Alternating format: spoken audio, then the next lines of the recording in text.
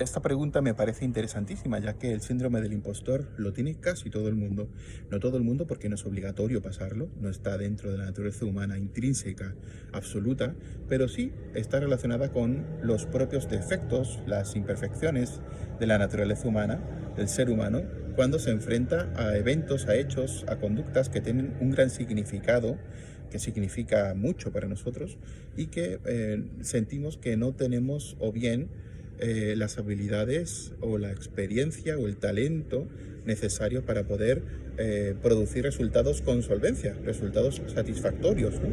Y es que en el fondo, como todo es un proceso de aprendizaje en la vida, el síndrome del impostor se relaciona sobre todo con la insatisfacción que tenemos cuando los resultados no son los que deberían ser, ya sea por nosotros, por nuestra propia conveniencia, por no conseguir el rédito material o psicológico, ¿no?, que necesitamos adquirir en aquello que hacemos, o bien ya sea por la reputación, es decir, que está muy relacionada con nuestra propia reputación, el miedo a que se den cuenta de que no somos tan buenos, tan listos, tan geniales, etcétera, ¿no? Entonces, hay una serie de características que se relacionan con este síndrome, ¿vale? La primera característica es generalmente la necesidad de acertar a la primera, es decir, algo así como no me permito fracasar. Y eso es algo pues muy retorcido, ya que fracasar es algo muy relativo. El fracaso, de hecho, recuerdo que los directivos de Coca-Cola decían que de cada 9 cosas que sacaban que fracasaban, había una que funcionaba. El ratio era 9:1. Entonces, en el fondo, fracaso y éxito no son más que parte del mismo proceso de tanteo y de conseguir resultados, ¿no? Pero en el fondo nosotros tenemos pensamientos muy rígidos e ideas, digamos, poco flexibles de éxito y fracaso, y eso nos lleva a relacionarnos de forma disfuncional con aquellas cosas que hacemos. Y estamos muy obsesionados con obtener lo que pensamos que deberíamos obtener, y estamos generalmente muy marcados por el miedo a fracasar y a tener, digamos, un desgaste reputacional y también en términos de resultado financiero, pérdida de tiempo, es decir, de recursos, ¿no?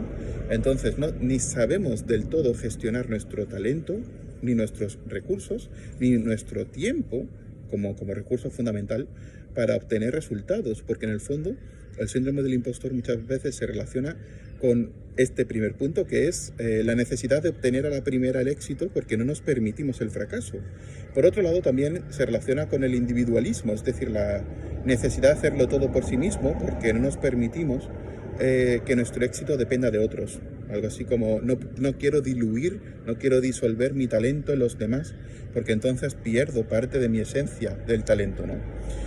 También está relacionado con esa necesidad de estar por encima de los demás en términos naturales, algo así como soy un genio de la música, entonces tengo que demostrar siempre que soy un genio de la música, ¿no? Y no me permito pues hacer algo que no sea de genio, ¿no? Y esa necesidad de creer que el mundo está dividido entre genios y no genios, ¿no? Eso genera síndrome del impostor, ya que nadie es un genio del todo y nadie es un no genio del todo. Es decir, al final muchas cosas tienen que ver con el esfuerzo, con el talento, sí, pero también con el trabajo y el aprendizaje, y como todo en la vida. Si tú eres muy bueno en algo de forma natural, pero ni lo trabajas, ni lo cultivas, etcétera, pues al final se devalúa y no obtienes los resultados que te gustaría tener, ¿no? Y también está relacionado en general, como he dicho, con la necesidad de sentir que tenemos un valor ya no tanto por encima de los demás, que también, hasta luego, sino un valor personal que da sentido a nuestro trabajo, a nuestro camino, y también da sentido a nuestra posición social. Es decir, algo así como quiero que los demás me valoren por quién soy, por tanto tengo que demostrar quién soy. Y eso finalmente suele derivar la sensación de que nos van a desenmascarar. Algo así como, imaginaos, yo por ejemplo que soy músico, ¿no? Me van a desenmascarar, no soy tan buen músico, ¿no? O como psicólogo, me van a desenmascarar, no soy tan buen psicólogo, como tarólogo, etcétera. Al final, yo creo que todos tenemos que saber dónde estamos, qué estamos haciendo, aprender, esforzarnos, trabajar, invertir, y divertirnos, porque esa sensación de que no somos lo suficientemente buenos, no somos los genios, no somos esos grandes expertos, ¿no? Ese concepto de experto es horrible, porque el mundo se divide de nuevo en expertos y no expertos, ¿no? Y eso lleva a una angustia vital por ser siempre el experto que debería ser. Y generalmente hay personas que tienen cierta tendencia a la falta de certeza, a la inseguridad, que jamás se sentirán expertos, porque son conceptos bastante inocuos, en el sentido de que el mundo no se puede dividir en expertos sí, expertos no, ni en genios sí, genios no. Al final es bastante inocuo, porque en el fondo ni un doctorado te da el talento y el genio, ni el no doctorado te lo quita. Es decir, que se trata sobre todo de flexibilizar nuestras ideas a la hora de elaborar nuestro rol social y laboral. Y es muy importante entender que el síndrome del impostor está relacionado con estereotipos, tales como el genio, el experto, el autosuficiente, y está muy relacionado con el éxito, el fracaso y el valor personal que tenemos. Si trabajamos todos esos puntos, que en el fondo no son más que esa madurez emocional que todos debemos cultivar, ya sea en terapia, ya sea de forma autosuficiente, porque en la vida no todo es terapia, también en la vida es crecer, desarrollarse, madurar, aprender, confrontar nuestras propias debilidades, que las tenemos y las tenemos que confrontar, ¿no?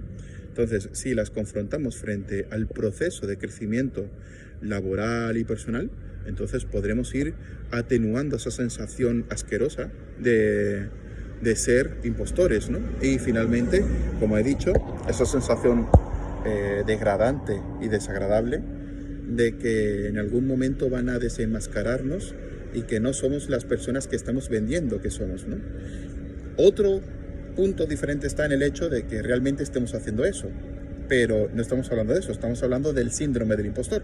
Es decir, tú haces tu trabajo, lo publicas, lo vendes y te mueres de vergüenza y sientes que no estás a la altura del trabajo que has hecho, ¿no?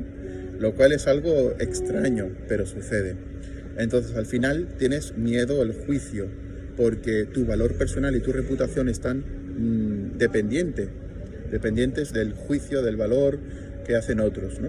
Y entonces, pues como he dicho, más que un síndrome como tal, es algo muy habitual, que lo tiene casi todo el mundo y que está relacionado con la madurez psicológica y emocional del sujeto frente a la expectativa, al deseo de preservar su reputación y al concepto de éxito y de solvencia social, ¿no?